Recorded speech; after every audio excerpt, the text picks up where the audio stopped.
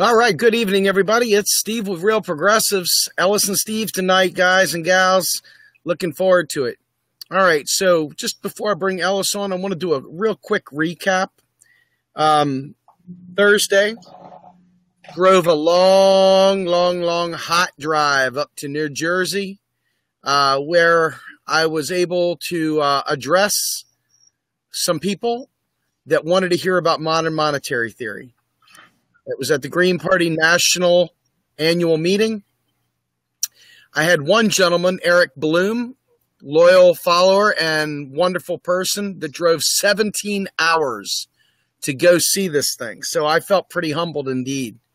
But what was absent from that particular workshop, where we were able to teach the essence of a Green New Deal and how to get to one, was Green Party leadership. They opted to not do that, but stayed in the hallway and did not show up for this thing. So, I had a lot of high hopes, and I still do, by the way, for the Green Party to adopt this stuff, but I'm not waiting around for their leadership. I'm going to talk to the people in the Green Party at the lower levels, talk to the local and state reps, the folks that are the different state parties, and we are going to make sure people don't have to suffer and die needlessly for fear of people pontificating about modern monetary theory or pontificating about saving the world.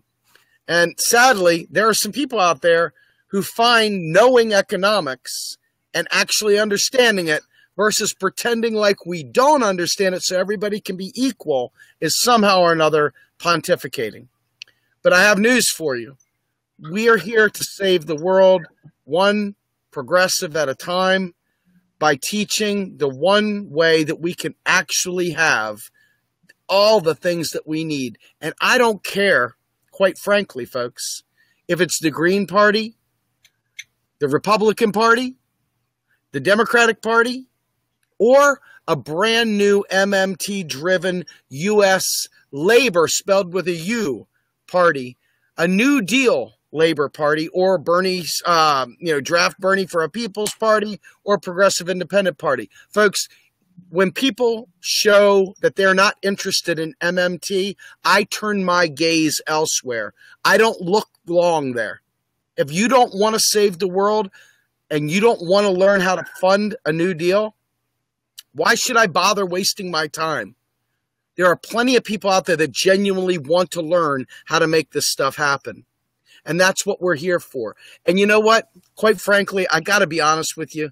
We have this one special meme that I'm going to put up here real quickly, and it tells you the whole story. It tells you the whole story right here, folks. Show me on the doll where my advocacy for MMT and a Green New Deal hurt you. Please do show me where it hurts you. So without further ado, I'm going to go ahead and I'm going to drop that meme. I'm going to add the RP back to it, and I'm going to bring Sir Ellis Winningham on here with us. Welcome to the show, sir. How are you tonight? Yes, dude. How are you? I'm doing well. Is it safe for me to pontificate? Oh, please do pontificate. I think we're in good shape. I think that Albert Einstein was a pontificator as well. Yes. Perhaps Plato might have pontificated at times. Mm-hmm. What about Socrates or Socrates, as Bill and Ted used to say? Mm-hmm. Yes, they all pontificated. What does that word even mean? Does that word mean that they're teaching? I believe it does. Oh, no. It means that they have opinions and they're being pompous asses about it in the process. Is that what it means? Yes. That what it means. Mm-hmm. Oh my God. Okay. You know Einstein's general opinion of relativity, or indeed. So in other words, in order to not pontificate, you got to pretend like you don't know something, so everybody feels a sense of comfort. Hey, I'm really not sure about this economic thingy, and call it a thingy, and say, but I heard through the grapevine that maybe this is. What do you think? And then maybe it's more accessible. Do you think that by acting like we don't know it, that perhaps it'll be less pontificating involved? No, the only way that you cannot be pontificating is as long as what you have to say does not challenge or contradict the traditional prejudices that the person who is listening has. So if you don't believe that gravity exists, anyone who begins to explain the laws of gravitation or whatnot, or relativity, is pontificating. So, speaking of pontificating, I kind of like this. This is one of my favorite memes or slides I've gotten from you, Ellis. Sorry about that. Why don't you read it so they can hear it in the proper British accent, or even though you're not British, but you have a British accent, whether you like it or not. You do. I'm a dual. So you do. I'm a dual. I'm a both. You're both. You spell labor with a U, Ellis. I spell color with a U too. You spell realize with an S. Yeah, and daily my autocorrect here and Microsoft Word and whatnot tries to correct me and tell me I'm spelling it wrong, and I sometimes just give up and just let it have its way, and Z's pop up where S's should be. So, but anyway, it says here, explaining AMI and a sovereign money proposal is just shooting straight with the people. Just shooting straight with the people. Explaining MMT, pontificating, whatever. I mean, seriously, all you're basically saying, if you're saying that MMTists are pontificating, when actually they're just explaining how things actually are. Or explain, if you want, okay, what's MMT? Okay, well, I'll explain it to you. Here's some of the fundamentals. If you're doing that, you're pontificating. And the reason why it's pontificating is because it's threatening, and I'll say it again, traditional prejudices that you already have and you're not willing to let go of. These are core doctrines, dogma that's stored into the back of the brain. And they've been put there by leaders from long ago and modern leaders as well as political parties. So, you know, and you're not willing to get rid of those traditional prejudices that you have. Well, I want to show you a funny one because this is a tweet that got through to me from Captain Trips. Mm-hmm. He's like, but we have to overthrow the capital class, seize means of production, and democratize the dollar before we can save the planet, Steve. This really feeds the narrative. I'm telling you right now, these are the humorous moments that you just got to really, really take a step back and laugh and say, you can lead a horse to water, damn it, but you can't force him to drink. And I love my Captain Trips. He is really awesome. He's got great sarcasm, and he gets it. Mm-hmm. So anyway, just wanted to go ahead and start off with some fun. So let's get into it. You obviously heard about my trip to New Jersey, mm-hmm. and you understand we had quite a few people. Let me just be fair. I want you to hear this. There is Nebraska Green Party and several others around the country that are coming to me looking to do a state level rebuke of the Section M on the bullshit national debt that the Green Party peddles, which is a blatant lie, brazen lie, an uneducated lie. And they are actively seeking to overturn this nonsense. Hey, Steve, could I say one thing really quick? Yeah, absolutely. I think it might be clear, we ought to make it clear that when we say Green Party and section or whatnot, that we're talking about Green Party leadership rather than people who align with the Green Party or are members of the Green Party. We're talking about the leadership, the people who make the decisions. Okay. That's right. And I think it's interesting because I like these people a lot, but I'm very, very disgusted. I put so much effort into this because, quite frankly, I was told that they're listening. So I went out there and I worked round the clock. I worked with people. I pulled stuff together. I prepared.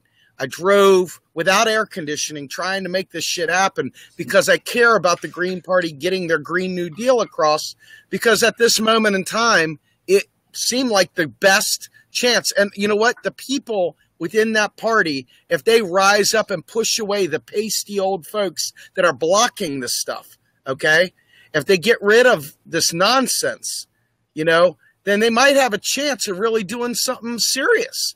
But right now there are just too many. There was a guy who literally was like brushing my laptop off and trying to get me out of the room because we were a couple minutes over our time. But the guy before us was late as hell. And we had no audio-visual help. We had no tech help. And some really nice guy named Ryan came up and said, hey, man, I don't work here, but I can help you. He went around trying to help me. Hats off to you, Ryan. If you're listening, thank you for your help. But the point is that I sat there and I tried to take questions, and there was one of those AMI people in the crowd who wanted to try and monopolize the little teeny bit of time we had. And then when, questioning nonsense about quantitative easing, I tried to keep it light. I didn't go into a lot of detail. I said, look, it's debt for liquidity swaps. It's moving chairs around on the Titanic. We're not talking about creating new money kind of thing. We're not talking about adding net financial assets to the economy. We're talking about shifting liquidity to, free up loose cash, really, quite frankly. And at the end of the day, it was like they kept just driving at this point. Bottom line is they don't want commercial loans. They don't want banks to give private credit. And we had Tim Fong from the Modern Money Network there with us, who held court in the hallway outside afterwards with these individuals. And as we presented the fact, we said, explain to us what you want to end about this quote unquote fractional reserve banking that doesn't exist. Tell us what it is about this thing that doesn't exist that you want to end. And they couldn't do it. They could not do it. They couldn't even answer what it was. They didn't even know what the term was. And there's a Howard Schweitzer video out there, quite frankly. And he goes in and he's just saying to folks, he goes, I'm trying to tie everything to our monetary reform bill because most of the Green Party has no idea what our policy position is. And I said, wait a minute, hold on. How can it be the official policy of the Green Party if the most of the Green Party doesn't even know what the policy is?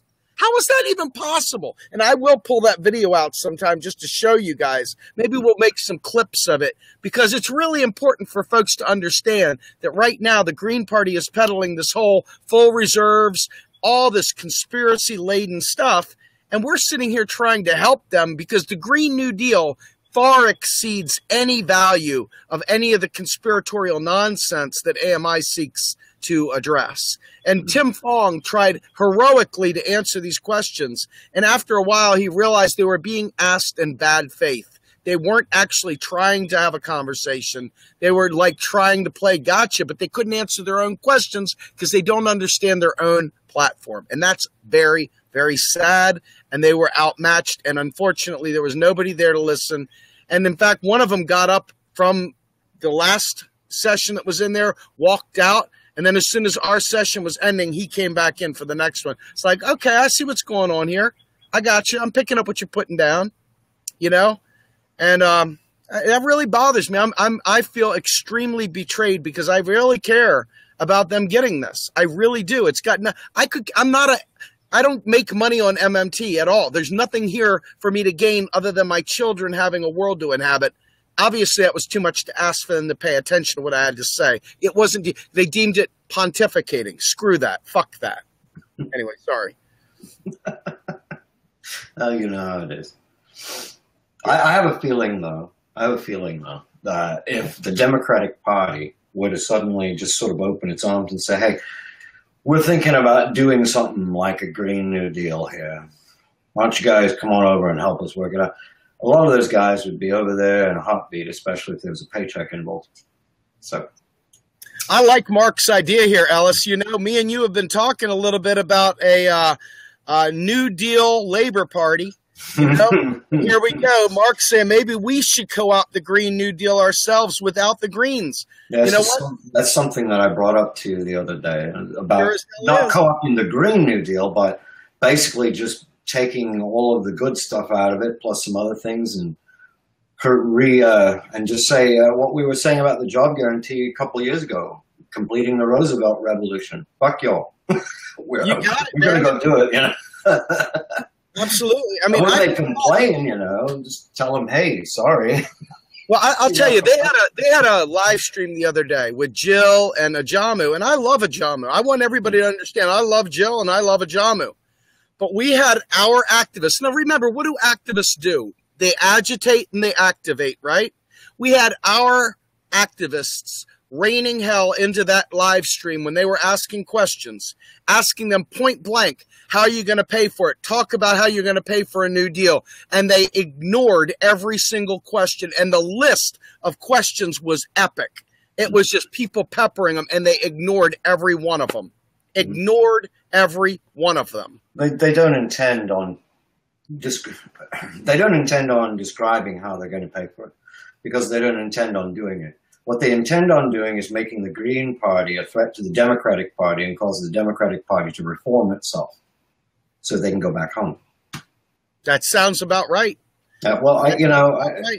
It reminds me, it's a part of the thing that I wanted to talk about really briefly. Do it.